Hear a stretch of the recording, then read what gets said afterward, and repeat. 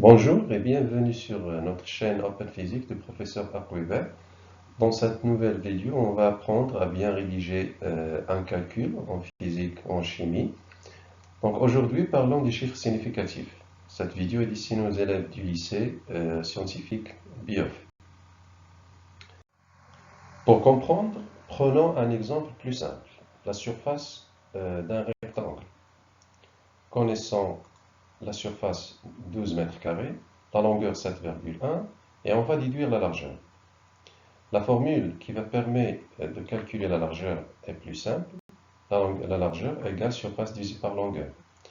Application numérique, 12 divisé par 7,1.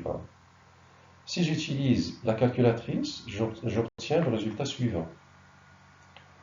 Donc la question qui se pose, qu'est-ce que je vais garder comme résultat sur ce que me donne la calculatrice? Alors, si vous posez la question à un professeur de maths, il vous répond que le résultat est 12 divisé par 7,1. On ne peut pas l'écrire parfaitement d'une autre façon, sinon on donne le résultat approximatif ou on arrondit le résultat plus ou moins précis.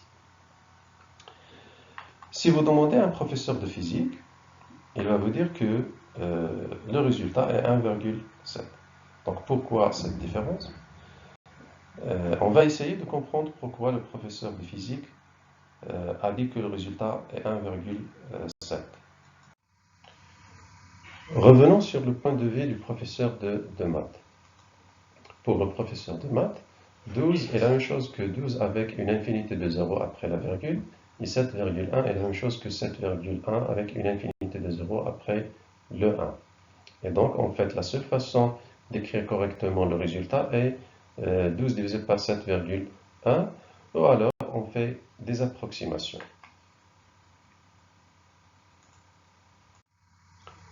Pour le professeur de physique, en fait, 12 et 7,1 sont les résultats d'une mesure. Et si on fait une mesure, on marque ce qu'on a mesuré et on ne marque pas ce qu'on n'a pas mesuré. Donc en fait, après le 12, on ne sait pas quels sont les chiffres qui se trouvent. Et après le 7,1, on ne sait pas les chiffres qui se trouvent. Et c'est ça qui va changer tout. Prenons un exemple de mesure avec une balance pas trop chère qu'on utilise pour mesurer la masse du moule. Alors, ici vous voyez que la balance affiche la valeur 48 grammes. C'est-à-dire qu'il y a deux chiffres mesurés. C'est ce qu'on appelle deux chiffres significatifs. Qu'est-ce que ça nous dit? Ça nous dit que la masse de la boule est comprise entre 47 grammes et 49 grammes. On ne sait pas exactement combien, mais elle est aux alentours de 48 grammes. Maintenant, si on utilise une autre balance beaucoup plus chère, et on mesure la masse de la même boule, elle va me donner un autre résultat, par exemple 48,26 grammes. Cette fois-ci, il y a 4 chiffres mesurés, c'est-à-dire 4 chiffres significatifs. C'est plus difficile de mesurer 4 chiffres que de mesurer 2 chiffres. C'est plus précis. Et donc, j'aurai un encadrement de résultats beaucoup plus précis. La masse de la boule est comprise entre 48,25 et 48,27. Alors, quand j'ai un résultat qui est écrit, comme ici le poids égale 18,200 newtons, c'est le résultat d'une mesure.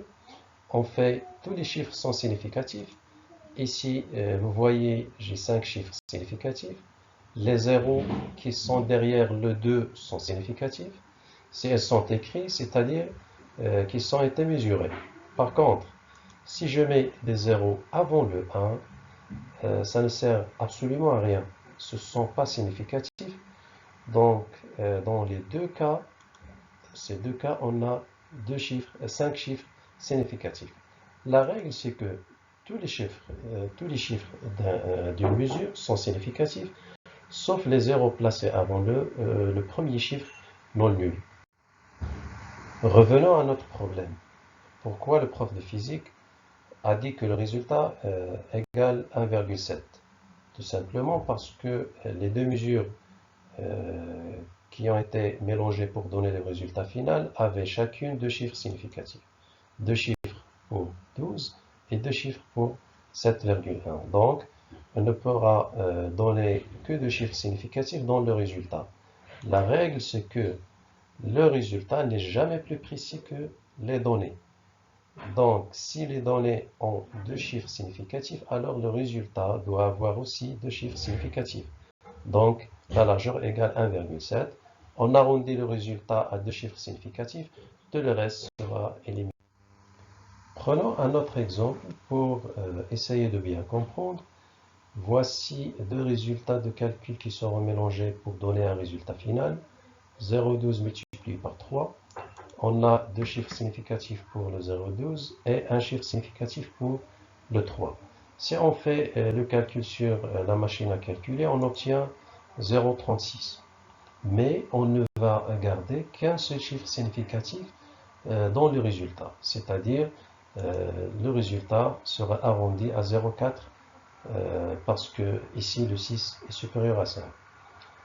Les résultats ne seront jamais plus précis que les données. Or, on a un donné qui a un seul chiffre significatif, qui est le 3, donc le résultat ne doit garder qu'un seul chiffre significatif. Donc c'était la même chose que précédemment.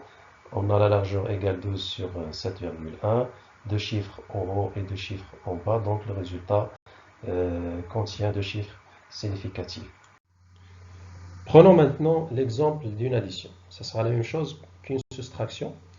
Ici, on a quatre chiffres significatifs pour le premier nombre 1,020 et un chiffre significatif pour les 0,1.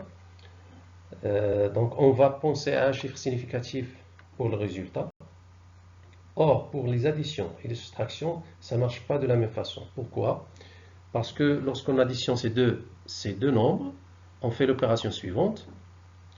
On additionne le 1 avec le 0, ça donne 1, et le 0 avec le 1, ça donne 1. Mais pour le 2 et le 0, on ne peut pas les additionner. Pourquoi? Parce qu'il n'y a pas de chiffres correspondants. Donc, lorsqu'on fait l'addition ou la soustraction, on ne va pas compter les chiffres significatifs, mais on va compter les chiffres après la virgule. La règle, c'est la même. Le résultat n'est jamais plus précis que les données. Mais pour l'addition et la soustraction, on compte seulement le nombre de chiffres après la virgule. Donc pour notre exemple, on a trois chiffres significatifs on a trois chiffres après la virgule pour le 1,020 et un chiffre pour 0,1. Donc on va mettre 1,1. Pour s'entraîner, voici le résultat de calcul avec le résultat que donne la calculatrice.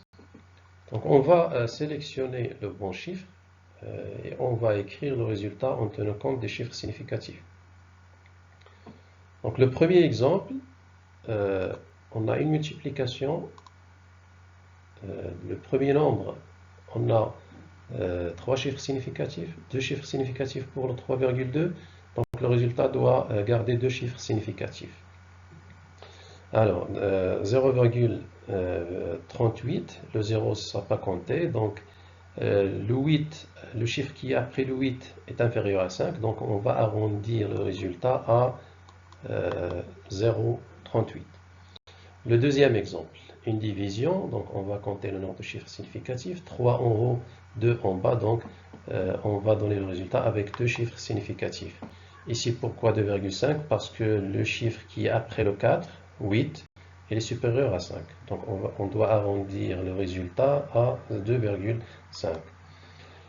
Le troisième exemple, on a une addition. Dans ce cas, on va compter le nombre de chiffres après la virgule. 2 pour le premier nombre, 1 pour le deuxième. Donc on va garder un chiffre significatif pour le résultat, c'est-à-dire 5,1. Parce que le 2 est inférieur à 5.